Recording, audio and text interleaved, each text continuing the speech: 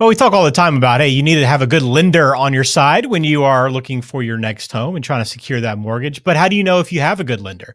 We're going to talk with Bill Linton at Cross Country Mortgage about some things to be on the lookout for when you're shopping for a new lender. It's coming up.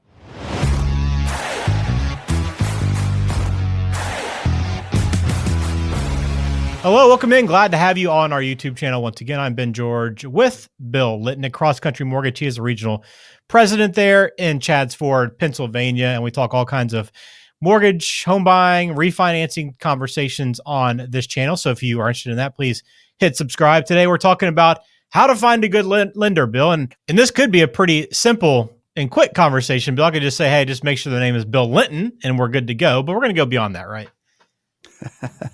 Do we have to, Ben? Can we just stop right there, please? The shortest episode ever in the books. No, we'll get into a little more of some of the qualities and characteristics that you have and your team at Cross Country Mortgage has, and other mortgage lenders. There are a lot of great lenders out there, but there are some that aren't so good, right? And can't benefit you quite as much. So it is important to find the right lender.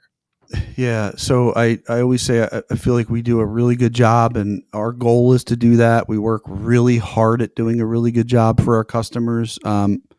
We're not the only good lender out there. There are other good lenders. I have friends that work at other companies that they're excellent. But there are also, just like in any other industry, there's a lot of lenders out there that they leave a lot to be desired. And the problem is you don't do this super often, right? If you show up to the grocery store and you don't like their produce, well, you do that every week. So now you go to the next grocery store and hopefully you find, oh, I like the, now I'm going to go to Whole Foods because they have the freshest produce, right? So with mortgages, though, you do it so infrequently that you really don't have the luxury of getting it wrong. You want to get it right because you only do it 5, 6, 7 times in your whole life. So how do we know that we're working with a good lender? I mean, that's the key, right? So I think just the first thing is lenders that are really gimmicky.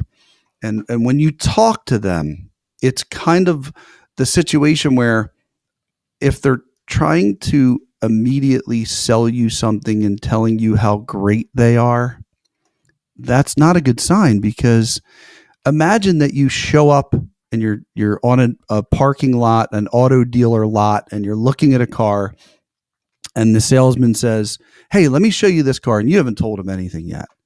And the salesman's like, opens the trunk and says, look at all the room back there. You can put your golf clubs right there. And look at this back seat. It's got side airbags and front airbags for your kids. And then you're like, I don't golf and I don't have kids, right? That's someone who's just trying to sell you something for the sake of selling you something. So I think when a lender hits you with just a bunch of information and they just start kind of throwing up on you with information, probably this goes for any industry.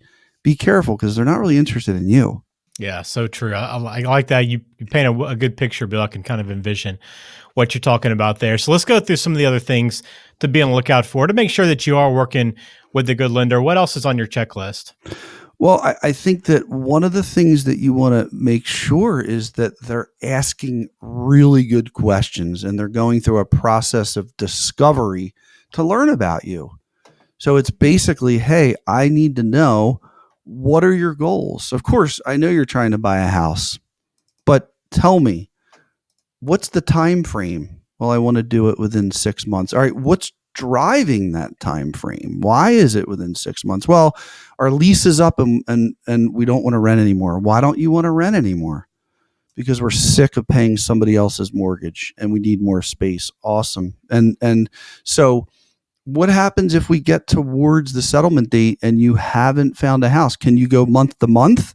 We don't know. All right, you might want to ask your landlord because, you don't want to be forced to buy a house if you don't have to. But look, if you can't go month to month and you don't want to sign for another year, then let's do all we can to make sure that you do find the house within the next 6 months. What about your payment? Your rent's $2,000 a month. Are you saying that your mortgage payment can't be more than that? Or do you know the rent's lower and you're willing to go higher? Or we don't know. Let's work together. You have to walk through some houses, feel some houses, see what they offer, see what the price range is, come back to us, plug in the numbers, see what the payment is. You might say, I can find everything I want at $2,000 a month, or we got to go to $3,000 a month because there's nothing in that price range that works for us. But we're going to do all that together because we're working with you to make sure you're making the best decisions. Yeah, it's so important to know who that person is, right, and what their situation is, to truly help them find the best possible solution. There's a lot of things that could work, but what's the best possible outcome, right? And that's kind of part of that process of discovery, isn't it? It is. It's part of the process of discovery. We want to learn as much as we can about you specific to the mortgage. If there's personal details that play in and you want to share them, that is also information that could be helpful. And, kind of getting into the next step of it, it's like a lender, a lot of lenders, they're like, all right, you're pre-approved. Call me when you're under contract. And we're saying, no, don't get under contract without letting us run the numbers for you. We want to make sure that once you've signed a contract, you've sent in your deposit money, what if you do that and it turns out the rates went up and the payments are higher and you can't make the payment? Let us help you. You want to understand what the payments are and the out-of-pocket is before you sign the contract. That's what a good lender is going to do for you. Yeah, you want to have clarity.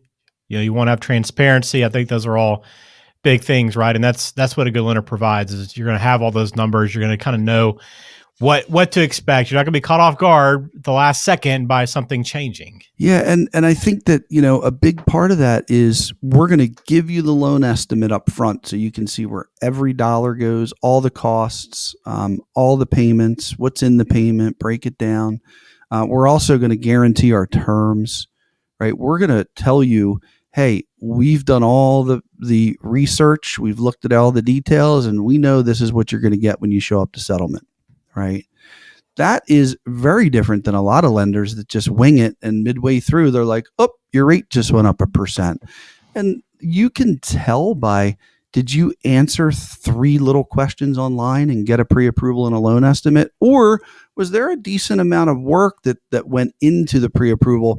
We don't want to make it excruciating, but we need to do a little due diligence to understand what you actually qualify for so that we can guarantee the terms. Because you should be able to expect that, right, from a good lender, is that the terms are guaranteed, that your rate is locked in, correct?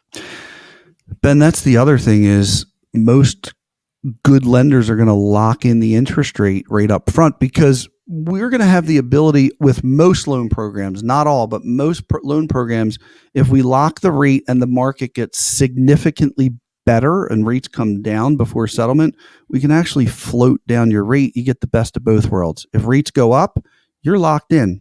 If rates come down, and they got to come down by a specific margin, but it's not an unattainable margin. It's very reasonable. If those rates come down, then we can float the rate down and get the better rate. It's the best of both worlds. I feel like that's what really good mortgage advisors do. I feel like the ones that float it and don't have a plan, if they tell you they want to float, you need to know what the plan is behind that. Make sure it sounds good, because I don't understand. I don't have a good plan for floating unless they're out past 60, 90, 120 days. Otherwise, if you can lock, it makes sense to lock. Okay, and what about closing too? I'm sure a good lender is going to make that experience one that you can celebrate, right? I know we've talked about this before. It should be a time of good feeling, right? Good energy, celebration, rather than something that maybe you dread or worry about. Yeah, this is the biggest purchase you're ever going to make. A house is just such a great pride of ownership, kind of a massive investment, and it could be multi-generational in your family, or maybe you're the first person to buy a house in your family. But we want it to be exciting and a celebration. We want you to close on time, and we don't want you sitting at the settlement table all day. So we're going to get you to the settlement table on time. You're going to be in and out in an hour, and you're going to be confident.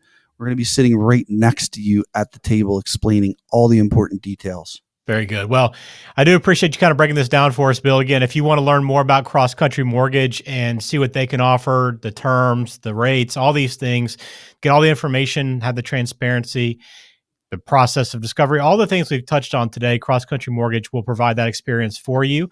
You can always get in touch. Again, all the contact info is in the show notes, but the number as well, if you want to get in touch, 484-352-4151. And of course, everything we put online at smartmortgageshow.com. Any final thoughts, Bill, before we close it out? Yeah, I think that just Do a little due diligence, use some common sense. Make sure you feel confident about the person that you're talking to. Make sure that they sound like they're confident about what they're telling you. Make sure that things add up.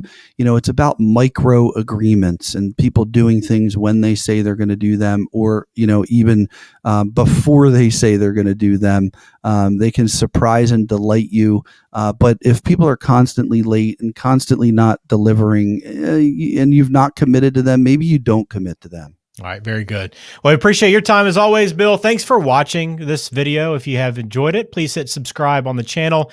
We appreciate all the support there. We'll have another one coming next week. Until then, take care. Bill, have a good week. Thank you so much.